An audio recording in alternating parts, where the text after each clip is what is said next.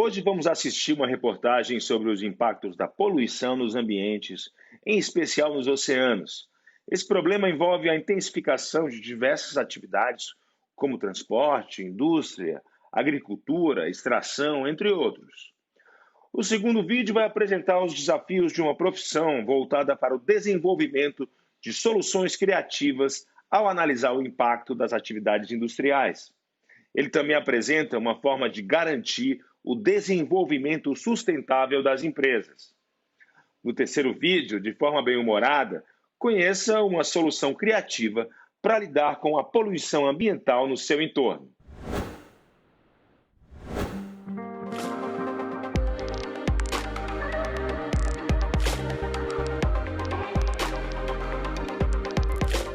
Olá, este é o Conexão.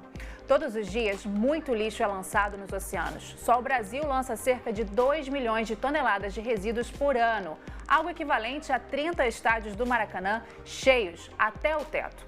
A estimativa é da Associação Brasileira de Empresas de Limpeza Pública e Resíduos Especiais, a ABRELP, que em parceria com a Associação Internacional de Resíduos Sólidos também levantou outro dado alarmante. 80% desse lixo que chega aos oceanos vem dos centros urbanos. Este é o assunto de hoje em mais um programa da série feita em parceria com a ONU Meio Ambiente. Eu vou chamar para a nossa conversa o Carlos Silva Filho, que é diretor-presidente da ABRELP. Olá, Carlos, muito obrigada por nos atender e estar aqui com a gente no Conexão. Olá, é um prazer estar com vocês aí do Conexão no Canal Futura para a gente tratar desse tema que é de crucial importância hoje para a proteção do meio ambiente e para termos um planeta melhor. Com certeza. Carlos, eu gostaria de começar perguntando que todos esses dados denunciam que há uma falha aí na gestão desses resíduos, né? Ou algumas falhas. Sim, o que esse relatório inédito que nós lançamos pela ABRELP, em parceria com a ISVA, durante o Fórum Mundial da Água, que aconteceu no fim de março em Brasília, mostra os números alarmantes que a má gestão de resíduos nas cidades causa para a contaminação e poluição do ambiente hídrico, né? Então, aí para rios e principalmente para os mares e oceanos, mostrando que se nada for feito para melhorar a gestão de resíduos nas cidades, nós não vamos conseguir despoluir os oceanos, né? As ações direcionadas a retirar os materiais que já estão nesse ambiente marinho, elas são muito mais paliativas do que realmente efetivas para descontaminar esses locais. Então quer dizer que se a gente tomar algumas atitudes agora, ainda dá tempo de reverter completamente o quadro? Sim, o principal ponto que esse relatório levanta é no sentido de se nós melhorarmos a gestão de resíduos nas cidades, nós conseguimos minimizar consideravelmente e, dependendo do grau de eficiência, até mesmo estancar a chegada desses materiais no ambiente hídrico, né? Principalmente nos rios e córregos que levam depois para os mares e oceanos. Então, se as cidades tomarem as ações necessárias para realmente evitar que esses materiais cheguem nesses locais, a gente consegue, num médio prazo, realmente minimizar bastante a quantidade de resíduos que estão nos oceanos. Agora, quando você fala de ações para dentro, aqui na questão urbana, você pode citar algumas dessas ações? O que poderia ser feito? Dá uns exemplos para a gente, para realmente fazer uma gestão mais adequada desses resíduos sólidos?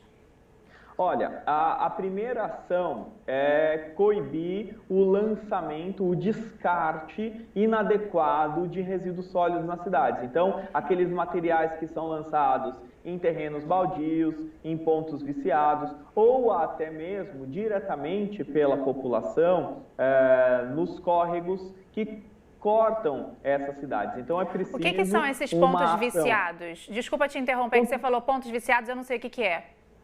Os pontos viciados são locais em que normalmente a população acaba jogando os seus resíduos e formam um acúmulo de materiais a gente chama como quase que mini lixões. Então são aquelas esquinas em que realmente tem um acúmulo maior de resíduos, em que há um descarte, vamos dizer assim, mais volumoso, e esse material acaba ficando exposto ao tempo, e quando nós temos aí as chuvas e até mesmo outras intervenções, por exemplo, de população que acaba vivendo da catação, esse material fica espalhado e vai parar nos rios e córregos, e isso leva diretamente para os mares e oceanos. Então, esse é um primeiro ponto. O segundo ponto e a segunda ação que precisa ser imediatamente tomada é com relação ao fechamento dos lixões. Muitos desses lixões estão localizados em áreas de mananciais, estão localizados nas proximidades dos corpos d'água, e muitos desses materiais acabam carreados para esses corpos d'água, também poluindo os mares e oceanos. Então, eu diria, e isso é apontado no relatório, uma primeira ação que precisa ser iniciada é a ação de conscientização da população, no sentido de não jogar o lixo no local inadequado, porque isso acaba revertendo negativamente para essa própria população. E uma segunda ação, que daí é uma decisão política e que precisa ser adotada pelos municípios brasileiros, é com relação ao fechamento dos lixões. Com isso, nós estimamos que uma boa parte desses materiais que hoje o Brasil contribui mandando para os mares e oceanos vai ser minimizado. Eu vou interromper só um pouquinho a nossa conversa, Carlos, porque a gente vai ver agora um vídeo produzido pela Associação Internacional de Resíduos Sólidos, que tem como objetivo conscientizar as pessoas e os governos sobre o impacto ambiental da poluição marinha. Good day, grown-ups. Or is it really a good day? You're here to go through the first report of the ISVA Marine Littering Task Force project. I don't need to tell you how the problem with plastic waste in our oceans has a long-term damaging effect on our ecosystems, how it has a substantial negative impact upon the tourism and fisheries industries, how it enters the food chain for both animals and humans. Neither do I need to tell you about what a difficult task you have ahead of you to stop plastic waste from entering our oceans, or to stop this major problem at its source. All I can do is to ask you to pay close attention and to do your best with the information you get here today. For our oceans, for our planet, for our future, and for me. Please. A gente viu ali um relato, né, assim, que fala muito sobre essa questão da responsabilidade, né, Carlos? Qual que é a responsabilidade das populações diante desse cenário tão grave que a gente está assistindo? Olha, a responsabilidade é direta do cidadão, porque esses materiais que são encontrados nos oceanos e que a gente vê aí o grande volume que já existe acumulado e tudo aquilo que vai realmente a cada ano contribuindo para toda essa poluição marinha, não chega nesses locais de uma maneira independente, ele não chega diretamente, é sempre fruto de uma ação irregular da população, que ou acaba descartando seu resíduo de maneira inadequada ou realmente aceita uma gestão ineficiente, uma má gestão de resíduos nas cidades. E esse ponto é importante, que a conscientização é um ponto fundamental para a gente poder avançar. Porque... Agora, Carlos, a gente está chegando no minuto final da nossa conversa, eu queria te perguntar, se a gente não mudar a nossa postura, qual que é o cenário, qual que é a perspectiva para os próximos anos? Olha, o cenário hoje ele já é bastante alarmante, como os dados que você apresentou logo na abertura dessa nossa conversa. Nós temos aí, só do Brasil, 2 milhões de toneladas de resíduos que vão parar nos oceanos todos os anos. Isso considerando só aquilo que não é coletado. Nós temos mais uma estimativa de que cerca de 3 milhões de toneladas dos resíduos que estão nos lixões também vão parar nos mares e oceanos. Então, se nós não adotarmos uma ação efetiva nas cidades de cessar essa fonte de poluição que é diária, as indicações dos estudos científicos internacionais mostram que em 2050 nós teremos mais resíduos nos oceanos do que realmente a fauna marinha. Então isso é algo que acaba revertendo diretamente no dia a dia da população. Hoje, já também outros estudos indicam que 10% dos peixes consumidos no mundo apresentam traços de microplástico. Então, assim, realmente daqui para frente o cenário é terrível mesmo. A gente precisa tomar a nossa postura e as nossas decisões em favor da natureza, né? Infelizmente o nosso tempo acabou, Carlos, mas eu quero muito agradecer a sua participação aqui com a gente. Foram muito importantes essas informações, viu? Eu fico à disposição e é sempre um prazer conversar com vocês no Canal Futura. Tá ótimo, um abraço. Abraço. A você de casa, muito obrigada pela sua companhia. Se você quiser rever esta ou outras entrevistas, é só acessar o futuraplay.org. Um beijo e até a próxima.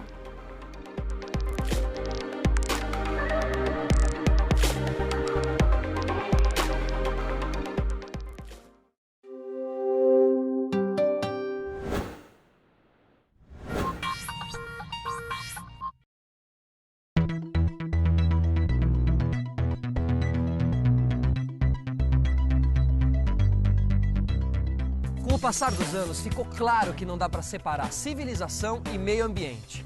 Durante muito tempo, o homem não respeitou a natureza. Mas o que existe hoje é uma movimentação para que cada vez mais nós e o planeta estejamos em perfeita harmonia. No Brasil, qualquer atividade que envolva recursos ambientais depende de uma autorização do IBAMA, o Instituto Brasileiro de Meio Ambiente e Recursos Naturais Renováveis. Para conseguir essa licença obrigatória, as empresas precisam cumprir uma série de requisitos de gestão ambiental. Isso significa que o trabalho na indústria tem que ser feito sem ferir o meio ambiente. Se a gente está indo para uma lagoa, a lagoa não pode ser lugar descida. Então, desce por aqui. Você libera um pouco o gás, em seguida acende uma tocha que liga esse forno. Uau. O esgoto ele já está tratado e o lodo que foi decantado, ele ainda tem, vamos dizer, comida para minhas bactérias.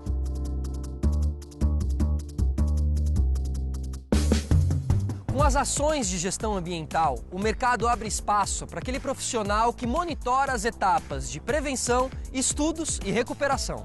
O técnico em meio ambiente entende de legislação, educação e políticas ambientais, além de ecossistemas e tecnologias sustentáveis. Tudo isso com apenas um objetivo: preservar e recuperar o meio ambiente. A preservação do meio ambiente só virou um movimento no início do século XIX, mas tinha gente se preocupando com isso muito antes. No ano de 676, o santo anglo-saxão Cuthbert criou leis para proteger os pássaros nas ilhas da Inglaterra. Infelizmente, isso não valeu para as Ilhas Maurício, no Oceano Índico. Era lá que viviam os pássaros dodô, que eram muito usados como alimento e foram extintos em 1681. No século XIX, a luta ambiental ganhou mais força, principalmente com o lançamento do livro Walden, ou A Vida nos Bosques, um apelo à vida simples e ao contato do homem com a natureza. No mesmo século, o primeiro parque nacional do mundo foi criado, o Yosemite, nos Estados Unidos.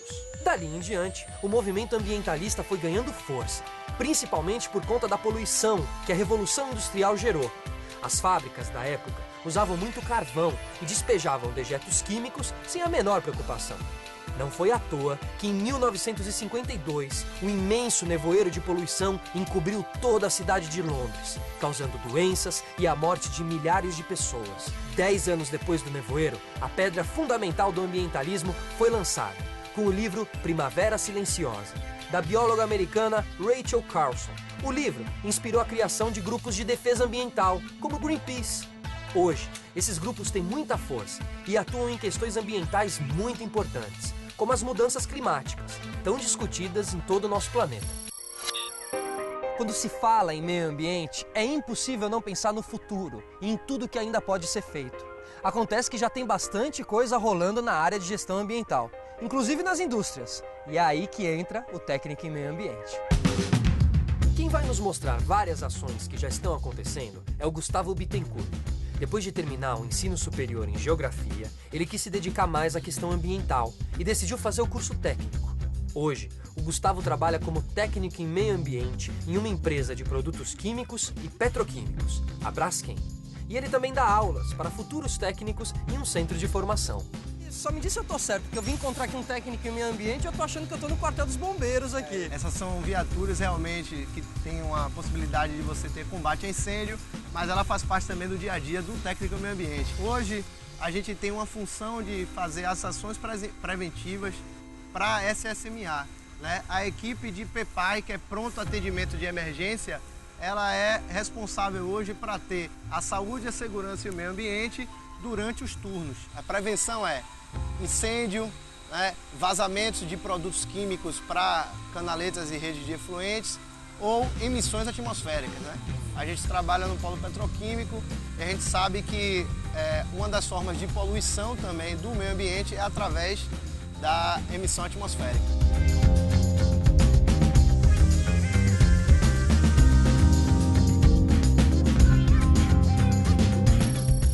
Para o técnico em meio ambiente, a demanda por trabalho é muito grande em sistemas de tratamento de água, efluentes, resíduos sólidos e emissões atmosféricas. Ele vai realizar a gestão ambiental dentro de uma indústria, operar os sistemas de tratamento, ele vai realizar estudos ambientais, análises físico-químicas, microbiológicas. Ele está desafiado a conhecer todos os processos da indústria, pois é dentro da indústria que se geram os resíduos, que se tem os impactos ambientais e o técnico ele tem que atuar na prevenção desses impactos ambientais.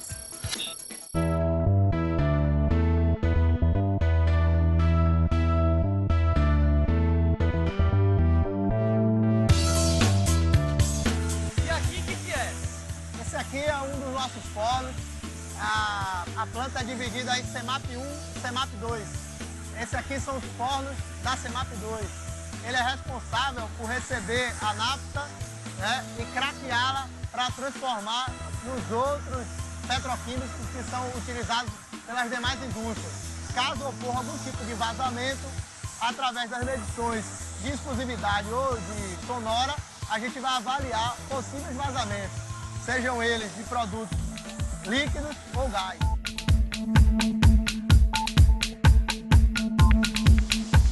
Aqui é a primeira plataforma do forno, aí você já começa a perceber que a temperatura vai aumentando, né? Se você colocar a mão no costado, você já começa, mesmo com a luva, você percebe.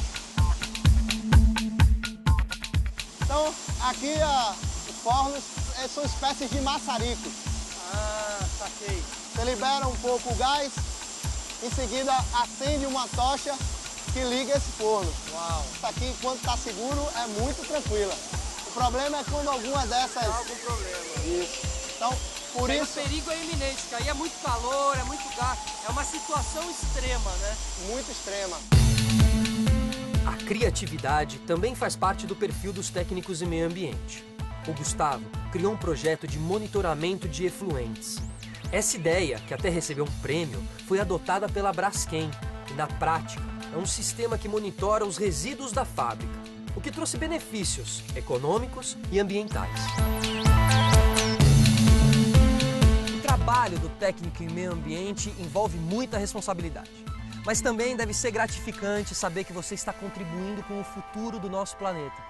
E também é bom saber que por trás de alguns produtos que a gente consome no dia a dia, existe um trabalho de gestão ambiental.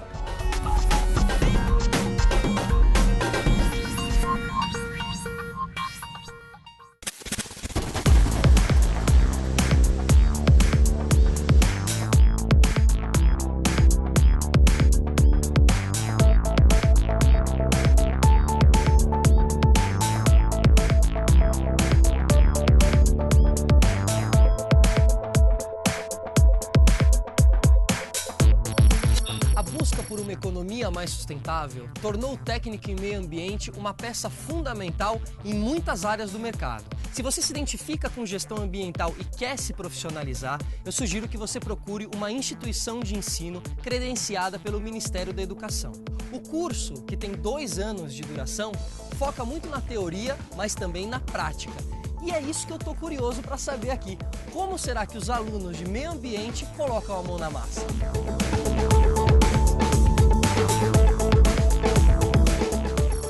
Trabalhar na prevenção da poluição é muito melhor sob aspecto econômico, acima de tudo. E, consequentemente, ela consegue garantir a proteção dos recursos naturais, garantir a atratividade por empresas, acionistas, demais partes interessadas que passam a olhar para a empresa de uma forma diferente, inclusive o próprio órgão ambiental. Então, o técnico no ambiente entra nesse universo, entra no momento oportuno de crescimento no país, de crescimento das empresas e de preocupação ambiental, casando cada vez mais com o crescimento econômico. Seguindo essa pegada da sustentabilidade, eu fui conhecer o professor Mauro. Ele me mostrou o Laboratório de Educação Ambiental do Senai de Salvador. Quem são os alunos de meio ambiente? Qual é a característica deles? Muitos chegam no curso imaginando que vão estar o tempo inteiro em interação com o ambiente natural, com as paisagens naturais. Aqui eles aprendem que eles podem ter esse contato com o ambiente natural, mas também eles vão encarar a indústria, eles vão encarar um ambiente degradado, poluído. A gente precisa que ele compreenda os fenômenos, né, físico-químicos e biológicos que acontecem no ambiente natural, né, para que ele entenda como é que essa interação ocorre. Nós temos uma série de laboratórios, né, específicos para simular situações, certo? Que eles vão encontrar lá no ambiente de trabalho deles. Ah, eu fiquei curioso, então quero conhecer esses laboratórios de perto, pode ser? Pode ser. O que eles estão fazendo, né? Estão trabalhando com análise de água. Esse pessoal aqui está utilizando um reagente, né, para determinação do cloro.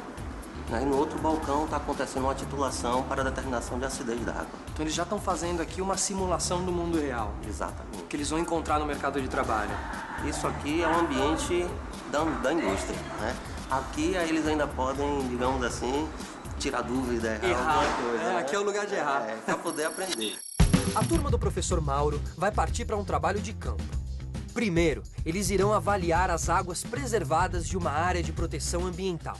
E depois, eles irão conhecer um rio que, infelizmente, está sofrendo muito com a poluição.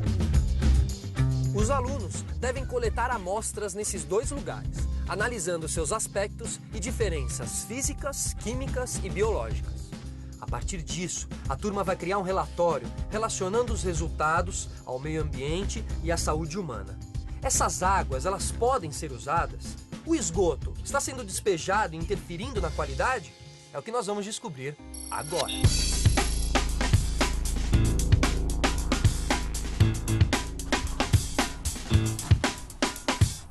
Bom dia, pessoal. Bom dia. O rio nasce nessa localização aqui do parque, certo? E percorre todo um percurso até chegar no mar. Vamos estabelecer uma comparação entre a qualidade da água nesse ambiente preservado com o ambiente eutrofizado lá próximo à foz do rio na saída para o mar. Todos prontos? Prontos! Vamos nessa.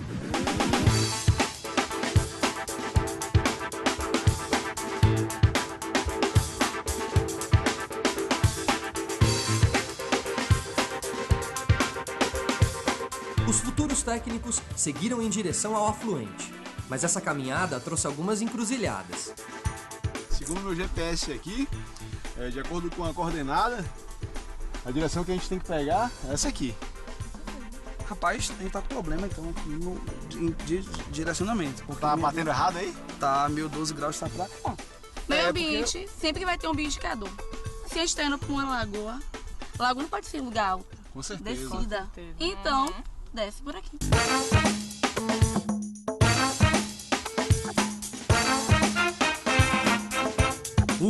Dessa vez a gente escapou. Depois de chegarmos são e salvos, fomos fazer a coleta. Em boa qualidade, 95% de oxigênio dissolvido.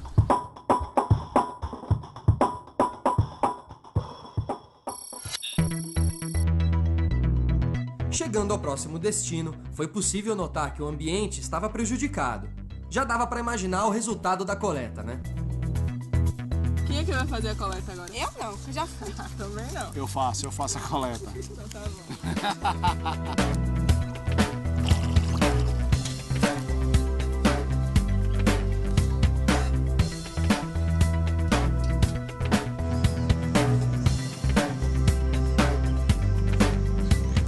Ali tem mais planta do que aqui.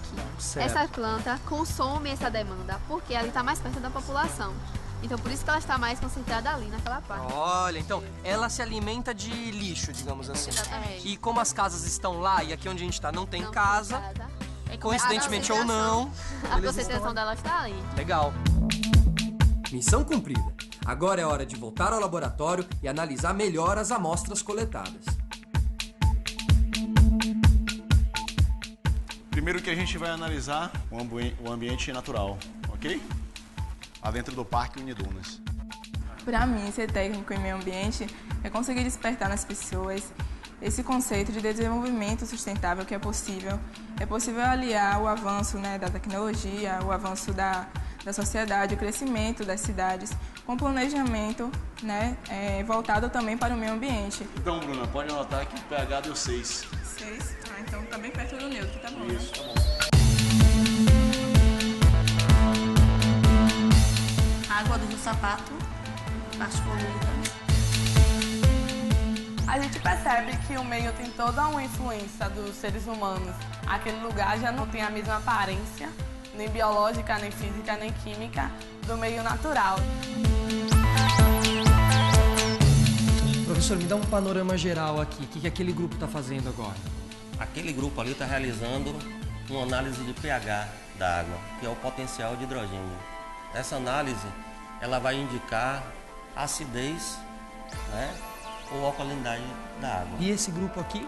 Esse grupo aqui está fazendo uma análise da dureza da água. Presença de determinados metais que podem conferir, dentre outras coisas, cor e sabor à água. Perfeito. Eu acho que eles terminaram ali. Vamos descobrir o resultado? Vamos lá, tô curioso. Né? Chegou a hora também.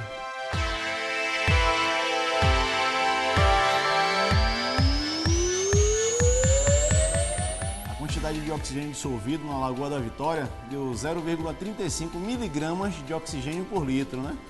E no Rio Sapato deu 59 miligramas por litro, né? Então o que é que isso quer dizer pra gente? No Rio Sapato a demanda de oxigênio está sendo muito grande em função da quantidade de matéria orgânica que está no Rio Sapato. Consequência, né, do despejo do esgoto doméstico, né, no rio. Que está sendo feito de forma inadequada. Infelizmente, a diferença de um para o outro foi um pouco alta, mas nada do que nossa futura profissão não pode vir a reverter. Bom, deu para ver que tem muita gente focada em trabalhar com o meio ambiente. E a área só tende a crescer, claro, com a ajuda de profissionais cada vez mais qualificados. No próximo bloco, nós vamos visitar uma estação de tratamento de esgoto e conhecer o jovem Tainan, ele que é técnico em meio ambiente e também ajuda a fazer a diferença. Fica por aí.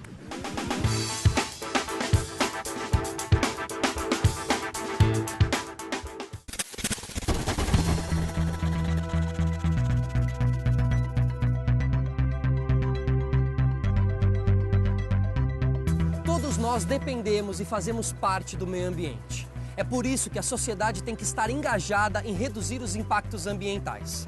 Uma dessas técnicas é o tratamento de esgoto. E hoje, aqui na Odebrecht Ambiental, nós iremos descobrir como atua um técnico em meio ambiente nessa área. A Odebrecht Ambiental é a responsável por tratar o esgoto de 30% da população da cidade de Blumenau. Eu fui conhecer uma das estações para ver como é todo o processo. O esgoto ele é gerado 24 horas por dia e a gente precisa ter um controle desse processo e precisamos sim de pessoas qualificadas e conscientes da importância do trabalho delas e do efeito benéfico que isso traz para toda a cidade. O técnico ele é muito importante para fazer a correta operação da estação. Ele já vem do Senai, já vem pronto de uma escola técnica, capacitado para resolver problemas na parte de meio ambiente. O Tainan se formou como técnico em meio ambiente e hoje trabalha aqui na empresa. É ele quem vai nos mostrar como o tratamento do esgoto é feito. Eu sempre tive interesse em trabalhar com o meio ambiente, sempre gostei de estudar, sempre gostei de me interagir com o meio ambiente. Então, esse curso, ele me chamou bastante atenção para isso. Desde o momento que você entrou no curso até o momento que você saiu, esse conteúdo que você aprendeu lá dentro, ele te ajudou hoje em dia aqui no mercado de trabalho? Sim, esse curso técnico ele é bem abrangente. Ele capacita o aluno a trabalhar com educação ambiental, que hoje é um termo bem abordado, o tratamento de água, tratamento de esgoto, trabalhar com poluição do ar. Então, tudo que interfere com o meio ambiente, esse curso ele capacita bem o aluno. Hoje eu trabalho supervisionando a estação, então eu vou cuidar como o esgoto ele chega na estação, os processos que ele vai receber para ser tratado e o destino final dele. Então você faz o pente fino aqui? Isso, dou a geral na estação, cuido da estação. O esgoto passa por uma grade com buracos de 3 centímetros. Aqui acontece a primeira separação de material líquido e sólido. Uma coleta é feita e sua amostra analisada. Assim, o controle diário é mantido. Agora a gente vai começar a controlar a nossa estação. A gente vai controlar quanto de esgoto está entrando, se não tem nenhum esgoto contaminante ao esgoto doméstico e os processos gerenciais da estação. Depois, é hora de fazer o controle do esgoto. Com o equipamento, é possível saber a quantidade que chega à estação e ainda verificar se o pH anda muito ácido ou muito alcalino. Então aqui no caso, vazão e pH é uma responsabilidade sua também. Sim. Nesse processo todo, você como técnico, essa é a sua resposta. Isso, tem a responsabilidade de cuidar, de manter, ver se não tem nada de diferente para que não prejudique no meu processo de tratamento. O próximo passo é o tratamento biológico. Agora é que de fato o trabalho começa com a aeração do lodo ativado. Achou estranho? Pois eu explico. As bactérias presentes no lodo começam a degradar a matéria orgânica do esgoto bruto. Aqui no sistema de lodos ativados, as bactérias que estão presentes aqui, elas necessitam de oxigênio para degradar a matéria orgânica. Se eu não fornecer oxigênio para elas, elas acabam morrendo e elas não conseguem trabalhar, elas não conseguem remover a carga orgânica que eu tenho no meu esgoto. Por isso, esse tanto de bolha no processo. Depois de passar pelo tanque de aeração, o esgoto vai para o decantador. Aqui, o lodo decanta e volta ao processo anterior, para repetir a degradação da matéria orgânica. O esgoto ele já está tratado e o lodo que foi decantado, ele ainda tem, vamos dizer, comida para minhas bactérias. Então ele vai voltar com vida para o meu sistema de tratamento. Agora é hora de fazer a dosagem do cloro e assim eliminar os coliformes fecais no tanque de contato. No processo final, o esgoto passa mais uma vez por análise. Chegamos à nossa etapa final agora, então? Correto. Aqui, lembra que eu te falei? Aqui eu posso mostrar a diferença do meu esgoto bruto do meu esgoto tratado. Então vamos retomar. Essa aqui é a água, é a amostra que você tirou lá no começo, naquele nosso primeiro passo. E esse aqui depois de passar por todo esse processo que a gente fez no dia de hoje. Isso mesmo. Esse já recebeu todo o processo e aqui ele já está pronto para atender toda a nossa licença de operação aqui da estação de tratamento. Perfeito. E qual que é a porcentagem, qual que é o grau de limpeza agora dessa Hoje água? a gente está trabalhando numa margem de 95% a 96% de eficiência. E aqui dá para notar que essa água aqui, ela não é potável para consumo humano, mas pode ter certeza que ela não vai agredir o meio ambiente de forma que essa aqui iria agredir se fosse disposto direto no rio. Tudo isso para garantir que ele esteja realmente pronto para ir para o rio. O meio ambiente está completamente relacionado à nossa saúde, né, e à sequência da nossa geração. Porque se no futuro nós não cuidarmos do nosso ambiente de uma forma geral, a atmosfera, a água, o solo, os nossos recursos naturais, nós teremos problemas então nas futuras gerações. Então, se a empresa ela tem visão de futuro, ela também precisa ter uma visão, né, de conscientização e preservação ambiental. Então são benefícios muito importantes que as pessoas às vezes não conhecem, né? Elas apenas veem o buraco na rua, veem a conta chegando em casa, mas esses benefícios de melhoria de qualidade de vida, as pessoas às vezes desconhecem. Vendo os dados de saneamento no nosso estado, no nosso país, a profissão de técnico em meio ambiente e de todas as pessoas que trabalham na área de saneamento, com certeza é a profissão do futuro.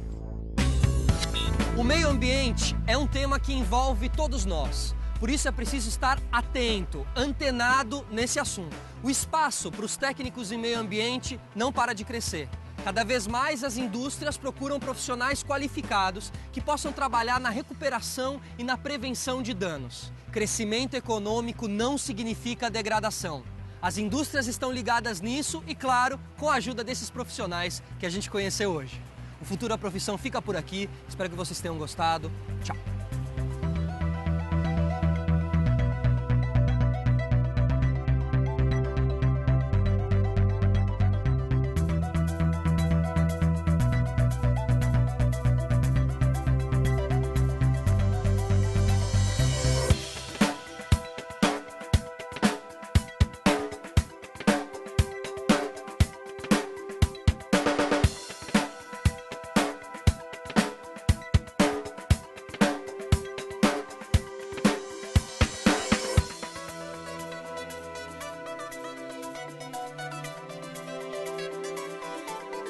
Uma parceria Senai, uma iniciativa da CNI, Confederação Nacional da Indústria.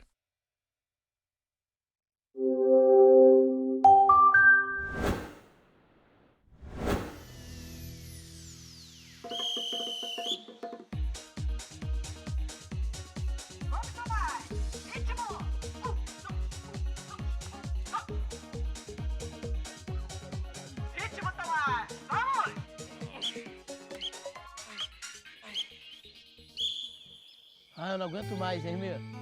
Tomás, eu prometi pra tua mãe que ia te tirar do quarto, do computador e trazer para fazer exercício ao ar livre, respirar puro, entrar em contato com a natureza e dar um upgrade aí pra sua saúde.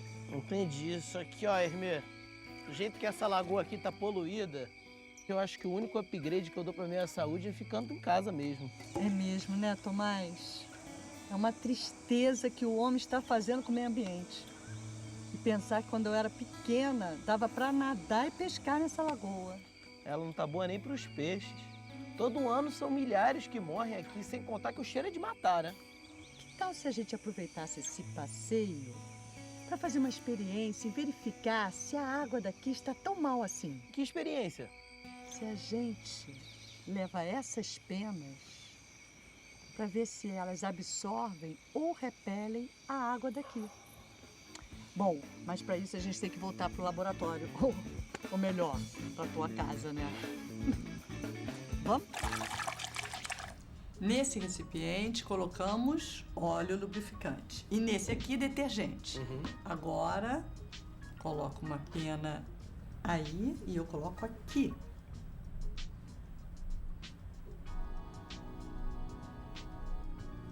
Nessa que tinha detergente, a água encharcou a pena, ela ficou meio pesada, né? As penas são naturalmente recobertas por uma gordura animal que não se mistura com a água. Isso permite que a ave mantenha-se seca, flutuando e aquecida ao nadar. Os detergentes retiram essa gordura natural e aí prejudicam essa flutuação. Saquei. Na água que tem detergente, a ave afunda, né? E aqui a coisa também não é muito melhor, não, ó. O óleo, ele não é repelido pela pena, então ele seria absorvido pelo animal. Agora, eu não entendi, nos dois casos a ave sofre? Sim, com essa experiência, eu quis te mostrar que seja a poluição dos navios que derramam óleo, seja a poluição causada pelos detritos industriais, como detergentes, ambos afetam a fauna e a flora e são muito nocivas à natureza. Mas olha, Tomás, a poluição não está só na água. Nossas cidades estão repletas de poluentes na atmosfera e tudo mais. E os principais responsáveis por isso são as indústrias, os carros nas grandes cidades, as queimadas, a produção de carvão no campo. É isso que causa o tal efeito estufa. É isso mesmo, Tomás. A emissão elevada de gás carbônico e metano bloqueia a dissipação do calor na atmosfera da Terra, formando o efeito estufa. Entendi. E esse calor que fica retido aqui na atmosfera, ele faz muito mal, né? Não só pro planeta, mas também pra gente. Pô, quando o ar fica mais carregado, eu sinto que tem vários colegas meus lá da escola que não param de tossir. É, a poluição pode causar problemas respiratórios. Tem alguma coisa que a gente possa fazer em relação a isso? Sim, podemos fazer uma experiência. Uma experiência para acabar com a poluição? Infelizmente não, mas uma experiência que pode mostrar para todo mundo do bairro o nível de poluição local. E conscientizar as pessoas. Vamos! Demorou! Pegue uma cartolina branca e marque quadrados de 10 centímetros por 10 centímetros. E dentro de cada um, desenhe um quadrado. Depois, recorte os cartões. Identifique cada um deles. Faça um furo nos quadrados e passe por eles barbantes. Pegue vaselina e espalhe uma camada fina naquela área do quadrado desenhada. Agora, pendure em diferentes locais do nosso bairro.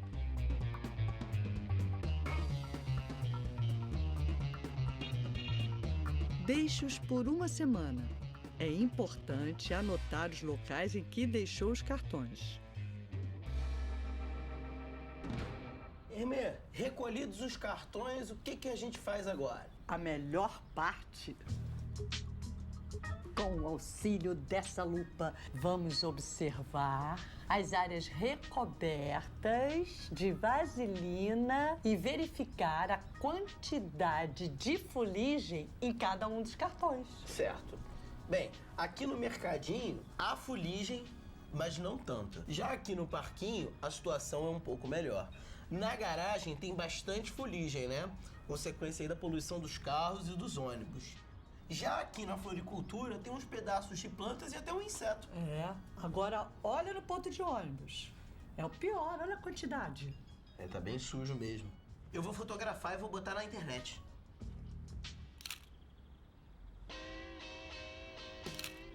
E foi assim. Depois de uma semana, recolhemos os cartões e, pela quantidade de partículas de fuligem, fizemos este mapa da poluição de nosso quarteirão. Pedimos a todos que fiquem cientes da situação e, se puderem, diminuam o uso de automóveis, descartem o óleo usado nos locais certos e evitem jogar lixo nas ruas. Vamos tentar não poluir o nosso bairro. Essa foi uma experiência científica dos vigilantes do quarteirão, por um futuro mais limpo e sadio. Se cada um fizer um pouco, já é muito. Pode crer, Hermê. Como é que você sabe tanto sobre poluição? Eu fiz um curso intensivo sobre preservação do meio ambiente na ONU em Nova York. Depois de participar do mutirão de limpeza do Rio Paraíba do Sul. Mas isso já é uma outra história.